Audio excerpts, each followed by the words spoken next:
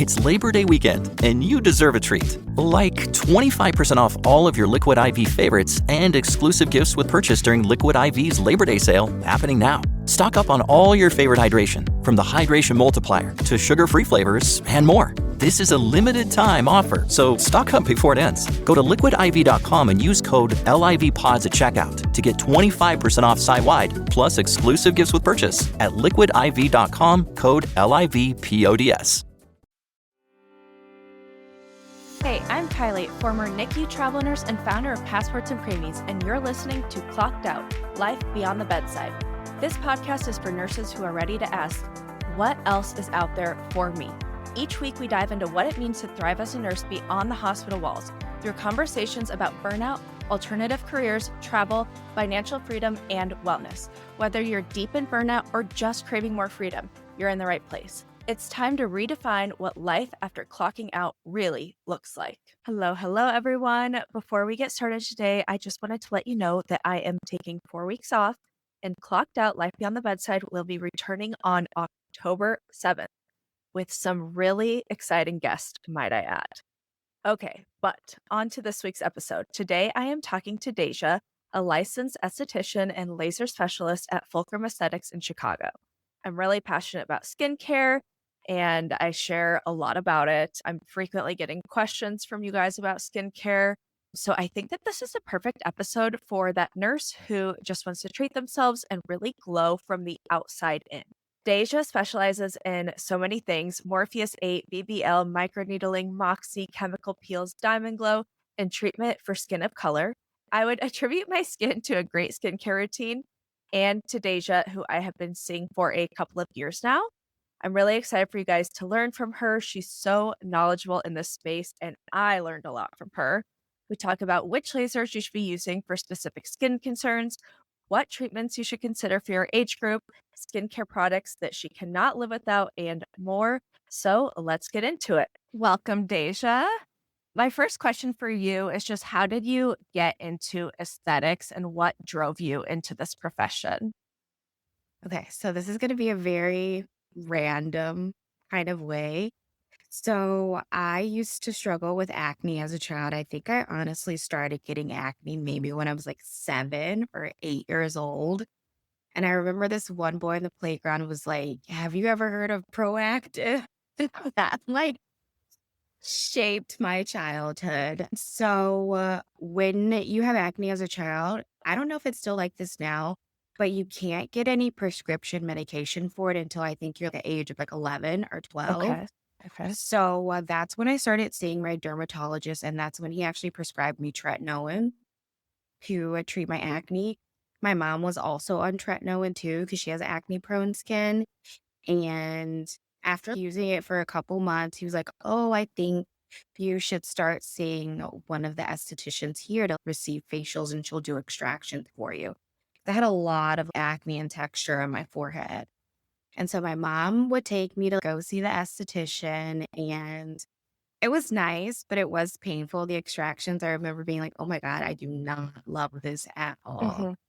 And so my mom kind of felt like the facials were a little bit too expensive. So she was like, "I feel like we can find another way to do these cheaper." So she started looking around, and she found an aesthetic school that's close to where we lived. So I would just go and get facials with the esthetician students for like $20, if that. Smart. So And I smart. used to think, "Oh my God, I kind of like this. Like, this is Mhm. fun. This is nice." Because it was way more relaxing at the school than it was in the dermatology's office, not going to lie. Mhm. And so I just always kept that in the back of my mind, like, okay, interesting. This is what people do for a living. So then fast forward to around the time where I was thinking about where I wanted to apply for colleges. I always thought, oh, maybe I could go to beauty school.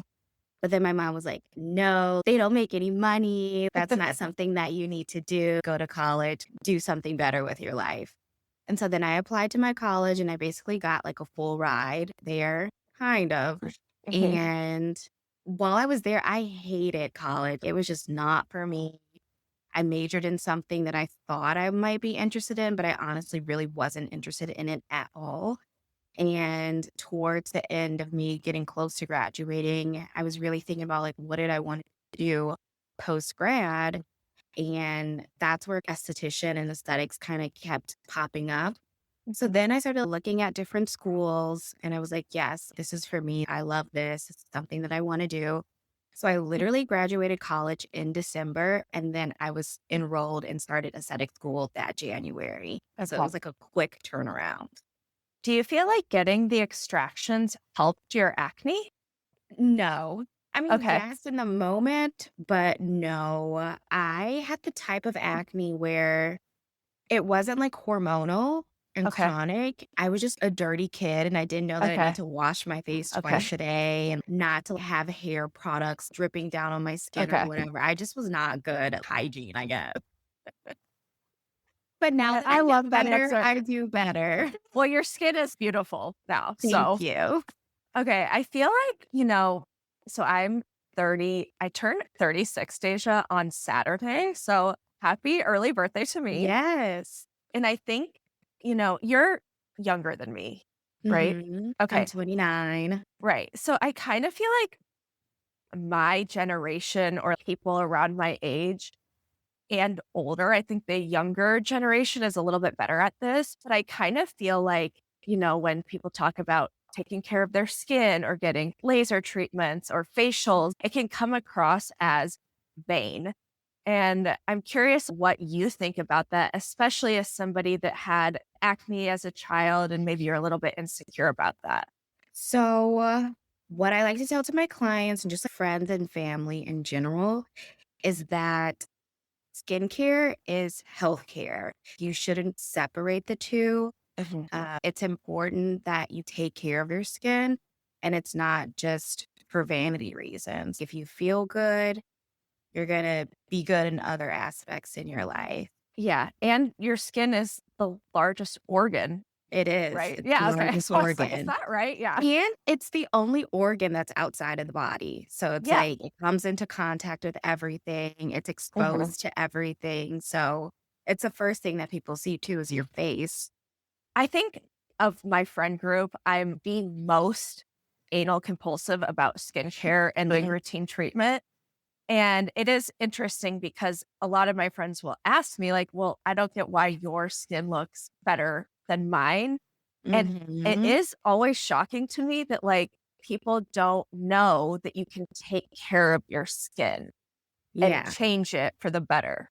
Yeah. I feel like people think that they have to be stuck with whatever is going on with their faces. Like, no, you actually Yeah. don't have to. If you want to change something, you can. Yeah. Do you feel like you've had a lot of clients that maybe talking about self-worth and your skin, is front facing? Do you feel like once you've started treating people regularly, their confidence improves, or have you Hmm. seen anything like that? Yeah. Definitely. I have this one patient that I'm working with currently. She is so focused on taking care of her kids. She actually just sent her oldest kid off to college. And when I initially met with her, she was like, I feel so guilty getting these treatments done because I feel like I can be putting this money into a retirement for my children or into their college fund or whatever else. And her oldest daughter was like, Mom, you've done so much for us. This is the time for you to kind of Oh, pour back into yourself.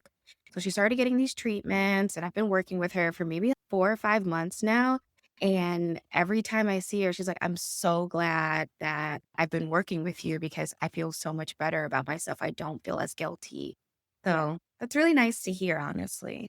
But also, it rings true because taking care of your skin is a healthcare thing, but it Hmm. feels good. Okay, unless you're doing the lasers on me and I'm dying, but it usually feels good. So I can see how Hmm. there's this level of guilt, like, oh, I'm going to get a facial, and that I Hmm. can see that. Okay. Yeah. So I got into skincare when the pandemic hit, and then we started Okay. wearing masks. And Hmm.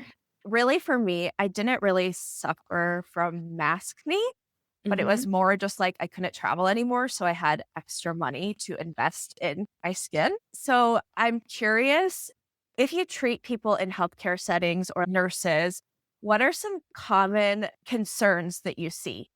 So I feel like My nurses who are definitely bedside, a lot Yeah. of them are stressed out. So I feel like I see a lot of redness and inflammation in the skin and acne. So for them, I tell them to just focus mostly on hydrating the skin and calming down your barrier, trying not to be so stressful so that you don't get a Yeah. flare up, and just having an easy, simple routine that you can follow, especially coming home after a long shift. You're not going to want to do a 10-step skincare routine. You want to do something easy, simple, and to the point. Yeah. So just keeping it geared to whatever concerns is for them and keeping it simple is going to be the best bet. I love that. And when you say hydrate the skin, is that like Mhm. moisturizer? So hydrating and moisturizing are technically two different things. Are they? Okay. Hydrating is like hydrating the skin from within. So you want to use Okay. products like hyaluronic acid or glycerin for lipids that are really going to stay within the skin. And then a moisturizer kind of locks everything in. We have this thing called transepidermal water loss, which is the water from the inside out slowly evaporates off. So what the moisturizer does lock all of that in so that that natural process slows down. Can oil do that too, like face oil, or is that something Not different? necessarily an Okay. oil, is more of an inclusive, so Okay. it's not gonna hydrate the skin. Now, there are Okay. moisturizers that do have oils in it, but it's more of a synthetic oil that's compounded by, like, the chemist to Yeah. go into the skin nicely. Okay. Because I always say, oh, I have to put my skin oil on to lock everything in, but maybe I'm just like full of shit now. I don't know. I think it works better for the body, honestly, than the face. The skin on the face and the Okay. skin on a body are a little different. Okay. Well, Mhm. good to know. Wow. I'm already learning things.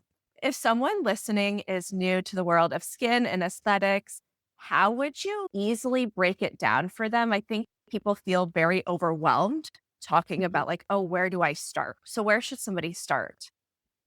So, you can look at aesthetics in two parts as prevention and correction. Prevention is going to be cleansing, moisturizing, and SPF. And then correction is using products to target specific concerns like acne or pigmentation or rosacea. And then also doing in office treatments like peels, lasers, facials, what have you. A very basic routine that you want to start off with is using a type of antioxidant. The most popular is vitamin C, but there are other antioxidants that you can incorporate. A retinol. A retinol is going to be great because it's going to help so many different skin types: acne, aging, pigmentation, whatever. Going to be great for the skin. And then SPF is what is going to protect your skin. Just having those three products in your routine is going to be a very good routine to have. Now, if you want to add other things in, like a growth factor serum or a brightening serum, or trying to think what else is popular. Hyaluronic acid? Yeah, like a hyaluronic acid serum, you can definitely expand on that and add those into your routine. But if you just want a very basic routine, vitamin C, retinol, and SPF is going to be your best bet. Okay. I'm pleased to say that that is what I thought. So I'm glad. Like, I don't want to be wrong because that's what I'm doing. So this is great. Hmm. Okay. Amazing. Good. And I think for people that don't know, so a retinol increases your cellular turnover. Is that correct? Correct. And so Okay. within doing that, it's going to stimulate more collagen and elastin. It's actually going to thicken your collagen and elastin too, which is both created in the healthy layer of the skin, which is the dermis. And so by doing that, it's going to make the skin look plumper, which will minimize fine lines and wrinkles. And it'll Okay. help with acne scarring too. You guys, I started my retinol journey in 2020 and oh my God. Yeah. It's like change. It's hard to say, because I think vitamin C has also helped me a lot. But Mhm. I look back and I was what, like 6 years younger. And I feel like I look so much older. And I do have to also say before this time, I had never had lip filler. So I look at my skin, I'm Mhm. like, oh my God, my skin looks so haggard, but also my lips look so thin and gross. Mhm. Yeah, when I look at old photos of myself too, I'm like, oh my Yeah. God. Yeah. What are some non-negotiable skincare habits for someone working 12-hour shifts? Definitely cleansing after your shift is going to be essential. Double cleansing after your shift is going Okay. to be essential, especially if you wear makeup to work. You want to make sure you get your sunscreen, your makeup, all the airborne and bodily fluids that you experience at the hospital. Just want to make sure you get that off of the skin. Keeping the skin hydrated is going to be essential too. And yeah, I would say cleansing and hydrating the skin. If there are any nurses who are okay, I haven't worked at the hospital in so long, so I don't Mhm. even know if people are still doing this. But if there are nurses that are wearing masks at work, do you think it's Mhm. important to cleanse at lunch? Or I guess maybe it just depends on the skin type. I mean, you don't have to. You could use a hypochlorous acid spray with Okay. kind of like hand sanitizer for the skin. You can just spritz it over the face and it helps to kill all the bad bacteria, but in a Okay. nice and gentle way. That way, if you are wearing makeup, you don't have to remove it. Is hypochlorous acid, I've heard a lot about it starting probably in the past 8 months. Is this a Mhm. new thing or am I just learning about it? It's been around for a long time. Okay. I don't know if you guys hear it in the hospital, but here at our clinic, it's called Purison by Okay. McKesson, I think is the manufacturer. So it's been around for forever, Okay. but I feel like it's definitely gotten more popular within the last 2 to 3 years. Okay. Okay. It's having a moment. Literally. So this question is important to me because it's something that I kind of had a problem with until I found you. Mhm, If somebody wants to start a long-term skin journey mhm, and regularly see a certain esthetician and not go back and forth, mhm. how do you know that somebody is qualified? What kind of questions should you be asking? Because again, skincare is such an overwhelming concept. And so when I come in, it's like, I don't want to necessarily tell you what I want. I more want somebody who can tell me what I need. So, how do you figure out the right person who can do that? It's kind of a two-part answer. When I'm doing my consultation with my clients, there may be things that I notice on the skin that may not bother them, but I can Yes. notice. Yeah. Oh So my I gosh. never want to be like, oh, you have a ton of sun damage, but their concern might be the wrinkles on their forehead. So you Yeah. always kind of want to play it nicely while you're doing the consultation. So I always like to ask them what their concerns are when they tell me, okay, I'm like, these are the products that I think are going to be best for you. And this is the treatment that think is going to be best for you. And then that's where I kind of will bring up, well, hey, like I do see some sun damage on the skin. Although that may not be a concern of yours, by doing this treatment, it might also address that as well. And they're like, oh, okay. And then they're like, you know what? I never really thought about it, but I guess it does bother me too. And then that's Yeah. kind of get down into the dirty with everything. Yeah. I think it can be challenging because, like, sometimes I worry, are they just upselling me versus helping me? I Mhm. mean, and now I trust you, so I don't feel upsold by you. Mhm. But in the past, I'm just like, are they upselling me to upsell me? Mhm. Well, the good thing is, I would say with any aesthetic treatment that you do, it's going to treat multiple concerns. So if you're someone who has acne scars and you want to do microneedling is definitely going to help with the acne scars, but it'll help with pigmentation too. It'll help break up that pigment that's in the skin. It'll help with fine lines and wrinkles. It'll help with anti-aging aspects.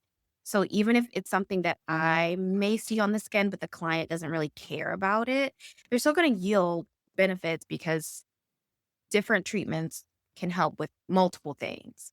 Okay. What should you add to your skincare journey as you start to age? And I want to start like in your 20s, 30s, 40s. And I think we've discussed that everybody should be using a vitamin C, a retinol, a sunscreen. But what are some other things as you start to age that you see benefit in potentially, creating a budget for and adding in? Okay. So assuming that this person doesn't have a ton of issues with their skin, like in a perfect world, In Yeah. your 20s, you might not necessarily even need to start using retinols because your skin is at its peak around that time. So just getting hydrating products like a hyaluronic acid, an antioxidant. It doesn't necessarily have to be vitamin C. It could be like green tea. That's a good antioxidant and SPF application. As far as like if you want to get some treatments done at a clinic, I think it's fine to just do facials and light chemical peels again because your skin is kind of at its peak, so you don't really need to do too much. It's more so just maintaining what you have going on currently. Now, when you get into your 30s, I feel like that's when you can really start to incorporate using a retinol. The retinol is going to help with minimizing any fine lines and wrinkles, going to help with texture, and just a great anti aging product. You can also dabble into other things like growth factors. Growth factors are great for volume in the skin, hydrating the skin, and just like a boost for anti aging. And then when you get into your 40s, that's when you'll probably start to see some volume loss in the skin. So that's another reason why growth factors are going to be great because they're going to help to add that volume into the skin. Okay. And then as far as like in-office treatment, Sculptra is going to be nice. That's something that you do with the injectors, but Mhm. Sculptra, it's a biostimulant where they inject it into the skin and it adds more volume. You want to get into And like laser treatments too. you could say Sculptra is like a filler, correct? Not quite. It's injected into the skin like Okay. a filler, but it's not. It's a Okay. biostimulant. So it makes Okay. the body make more collagen and elastin from the inside out. I love medicine. I'm like glad I'm aging in this time because there's so many things you could do. Okay, so then you said you might want to incorporate lasers. You can do lasers too, more gentle lasers like a clear and brilliant or a Moxie laser or even like BBL. It's not a laser, it's a light therapy, but BBL would be great as well. When you start getting into your 40s, 50s, 60s, you can kind of start dabbling with the more heavy duty lasers like a CO2 laser, a pico laser, a erbium laser. Yeah. And you can kind of go heavier on the settings with that one too to really see a difference in the skin. And you guys, I do with Deja, I do BBL and Moxie, Mm-hmm. and I The love it. power combo. I love it Honestly, so our number much. one treatment at our clinic, we do so many of them. It's amazing. But like you beat the shit out of my face. I loved it though. But I was so swollen, but in a good way. I'm like, okay, Mm-hmm. this one really worked. But like, Mm-hmm. yeah, wow, I love it. Okay. So I do want to address lasers because I find it hard to, I like read about them and I'm like, I still don't get it. And I think this is Mm-hmm. where having a trusted esthetician comes in because you can just say, what do you think my skin needs? Mm-hmm. But can you tell me, especially the lasers that you're familiar with, what laser is good for what skin concern? So we can start off with the least aggressive to the most aggressive. Perfect. Like I said, BBL is not a laser, it's a light therapy, but you can kind of use it in the same way. B-Bill is going to be great for picking up any pigmentation in the skin, sun damage, a little bit of melasma, and then dark spots. It's also going to be really great for picking up redness in the skin. So old acne marks, rosacea, or even current acne on the skin, you can treat it with the BBL light therapy. It's not a lot of downtime associated with it, and it can be done all year. So people love it for that. Then we have our Moxie laser, which is really going to be great for texture. It's really going to help smooth out fine lines and wrinkles. If you have any enlarged pores, it'll help with that too. Kind of like sandpapering the skin and kind of Yeah. just removing all of that debris that's been left over. And then you have your CO2 laser. That one requires the most downtime out of the three that I am talking about. And it's really going to be great for like sun damage, scars, the pitted acne scars, or like boxcar scars. It's going to be great for like really deep set fine lines and wrinkles. It's going to be great for tightening of the skin too. So if you have a lot of like laxity and like jowling that's happening and you're not quite ready to do a facelift, a CO2 can definitely help to erase some of that damage.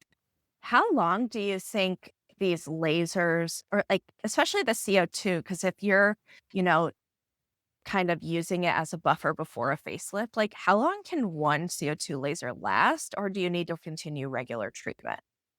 So if you're using it as like a buffer before a facelift and you have a lot of laxity in the skin, they're going to go really heavy on those settings. Okay. And so you'll definitely see a difference Yeah. after receiving one.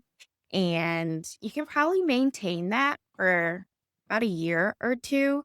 If your skin is like in really bad shape, like if you have a lot of skin laxity, honestly, you might as well just get the facelift. And depending Mhm. on which surgeon you work with, they can actually do the CO2 laser while you're already under, and it'll really help the texture of the skin. Yeah. Which is You guys. why I think Kris Jenner looks so good. And everyone's like, oh my She God, like looks what's going on so with good. I think Yes. they hit her with a laser while she was under because I mean, but it's like kind of weird because she looks so young now. I'm like, mhm, I kind of hope. I think I told Brittany this. Brittany is the girl at Fulcrum that does my injections, and she's the owner. Um, mhm, okay, Kris Jenner looks amazing, but in my opinion, it's like, does she look too good now? Where you're like, oh, it really swung the other way. I kind of hope that mhm, I have started young enough, and I think when she was my age, maybe they didn't have all these things. But mhm, I'm hoping I start young enough that it's never like, holy shit, Kylie just reversed 25 years. You know what I mean? mhm. It's kind of like, what do they call them? Oh my gosh, I have the word in my head, like those people that like they look human, but you don't like your body knows that it's not human, so it creeps you out. I forget I what the don't know. term is. No, I don't think I've ever heard of that term. But I did want to say so when I had my surgery, Dr. Hill did the CO2 laser under my eyes, but he also Mhm, put fat in that region. So I mhm. don't know. They look better than they've ever looked. It's probably both, but I don't know if it's more the fat or more the CO2, you know? I think it's a little bit of both. Because the Yeah. fat is just gonna solely help with volume. The Okay. CO2 is gonna help with discoloration and texture and tightening of the skin. Yeah, because I'm not wearing any foundation or primer or anything, and I feel like I don't Mhm. have any bags or anything. But I'm Good. excited, Deja, the next time I come see you to make you tell me what you see that I have not brought up. Okay. Okay, I I want to. think you look beautiful now. Well, thank you. Thanks to you guys. Thanks to everybody at Fulcrum that has had a part in my face. I want to move into a rapid fire this or that. Okay. Are you ready? Okay. I think I am. Botox or Dysport? Botox, Laser treatment or microneedling? microneedling. And actually, can we really quickly tell everybody what microneedling is? Because we did it. So microneedling is a collagen-inducing therapy, is what you can call it. We make little micro wounds in the skin, and it forces the body to want to repair itself. In that repairing stage, it helps to stimulate more collagen and elastin production. By stimulating more collagen and elastin, that's going to help with texture, going to help with fine lines and wrinkles, and also by causing trauma to the skin and your body kind of healing and repairing itself. It's going to strengthen the quality of the skin. It's going to help break up any pigmentation that's in the skin as well. So, it does a little bit of everything. That's why I like it. I love it. Okay, morning skincare routine or nighttime? Nighttime At home or in office in clinic treatment? in clinic, Preventative, aging, or corrective treatment? preventative. SPF or retinol? I'm going to go retinol. Are you? Wow. Yeah. Okay. I love it. I did get some questions from people who listen to this podcast. Hmm. So, what would be, in your opinion, well, maybe we already discussed this, but the best product for acne scarring? For sure, retinol.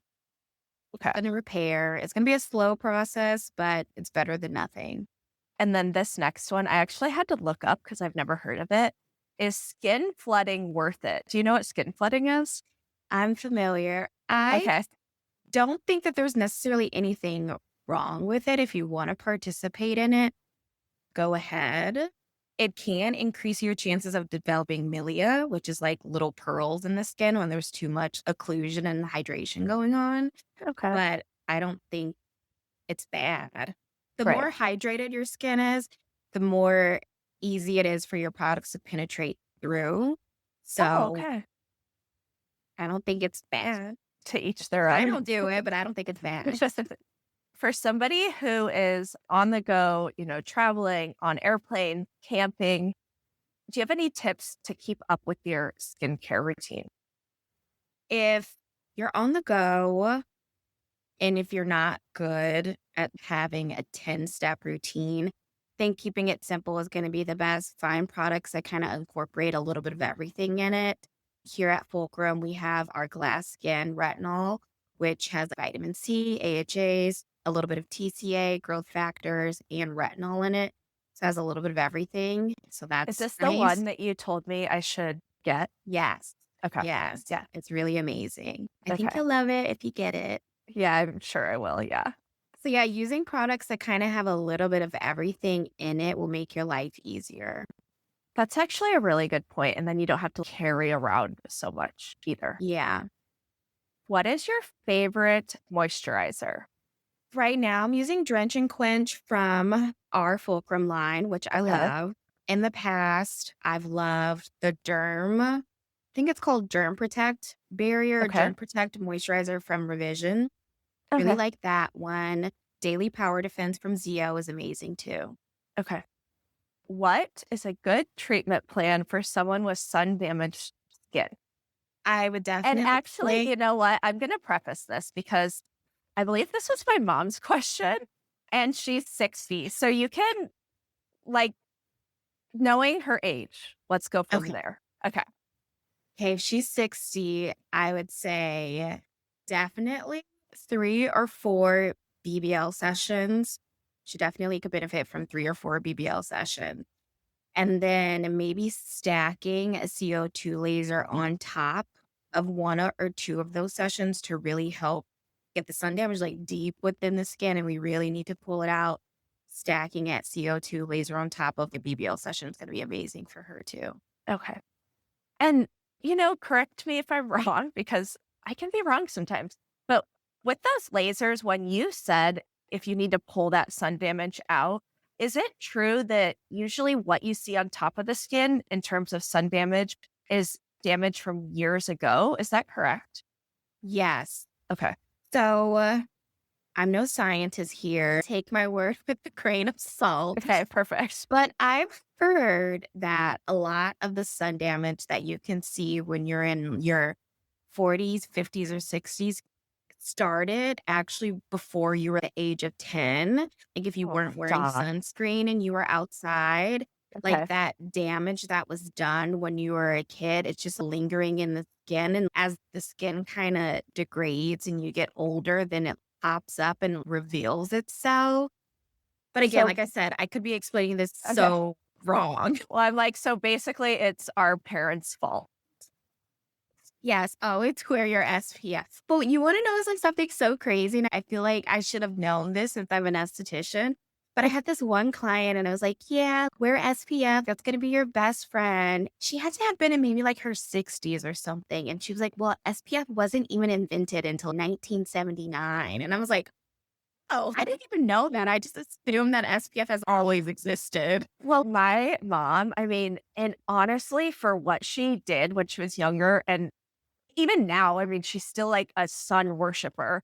I think she just has genetically really good skin. Uh, Mm-hmm. and she said that they used to put like dye in oil and then sit on foil on a rooftop and bake in the sun all day long. I'm like, okay, well, at least I have that going for me because I never did that. So that's fabulous. Yes. Okay, how do you get rid of melasma? So melasma is one of those things where you technically can't get rid of it. It's like once you have it, you got it. But there are definitely things that you can do to minimize the severity of the melasma. So definitely using products that's going to brighten the skin and kind of inhibit excess pigmentation, like a koji acid, arbutin, vitamin C, heavy deuters, hydroquinone, but I know that's kind of a controversial ingredient. Oh, hydroquinone? Okay. Yeah. I used to get prescribed it, but I don't anymore. I mean, you still can use it. I use it myself sometimes, but there is some controversy surrounding Okay. it. Okay. So Okay. using those products at home, and then if you want to get treatments done, treatments like, well, it depends. If your melasma flares up through heat, maybe not doing lasers might be the best bet for you because any time of heat induced inflammation can make it worse. So doing things maybe like a chemical peel or microneedling will really help to calm down that melasma. What are you excited about in the aesthetics world that might be new or upcoming that we should look forward to? Microneedling with peptides. I've been Okay. seeing that a lot recently, and there's a lot of promising research with it. So what does peptides, because I just got the Fulcrum peptides, The peptide from, drop? Yeah. yes, thank you. So what, it's just like a hydrating, or what does a peptide do? So peptides they're like amino acid chain links, which Okay. communicates with the skin. So it Okay. helps there's several different types of peptides. So honestly, each of them do something different, but they help with collagen and elastin production too. They help with hydrating the skin. Depending on which peptide is used in the products, it can also help with pigmentation and calming down any inflammation in the skin. Okay. Okay. So I'm excited to look forward Mhm. to that. Yeah. Before we close out, I have a question that I ask every guest. Okay. Okay. So it's completely off topic, nothing to do with your skin, if you're wondering. What is your favorite place to travel to? Honestly, I traveled a lot recently, and I've come to the conclusion that I kinda hate travel. What? Okay, so you feel like you're based in Chicago, so you just feel I mean, best. I do like experiencing new places, but I Okay. hate being on the plane. Do you get scared, or you just think it's a nuance? I do get scared, and then I am one of those people where I can't sit down for more than, Okay. like, an hour or 2, and I start Okay. getting anxious and angry, more angry than anxious. Yeah. Okay. Like, having to deal with that is annoying, but I do like experiencing new places. Yeah. So I do like Yeah. traveling, but I That's fair, hate but having to travel. Chicago has it all. So, Mhm. yeah. And then Deja, where can people find you? So you can find me on Instagram at Deja, Deja, like deja vu, underscore Fulcrum, Fulcrum, Chicago. Great. And thank you so much for chatting with me today and imparting all of your wisdom on us. Of course, it's always a blast to talk with you. Thank you. Bye. Bye. Thanks so much for tuning in to Clocked Out, Life Beyond the Bedside. If today's episode resonated with you, I'd love it if you could take a moment to subscribe, leave a review, and share this episode with a fellow nurse who needs to hear it. For more on thriving beyond the bedside, make sure to follow along on Instagram and check out Passports and Preemies, where we talk travel, wellness, and building a life that works for you. Hey, this is Dan Harris, host of the 10% Happier podcast. I'm here to tell you about a new series we're running this September on 10% Happier. The goal is to help you do your life better. The series is called Reset. It's all about hitting the reset button in many of the most crucial areas of your life. Each week, we'll tackle a topic like how to reset your nervous system, how to reset your relationships, how to reset your career. We're going to bring on top-notch scientists and world-class meditation teachers to give you deep insights and actionable advice. It's all delivered with our trademark blend of skepticism, humor, credibility, and practicality. 10% Happier is self-help for smart people. Come join the party.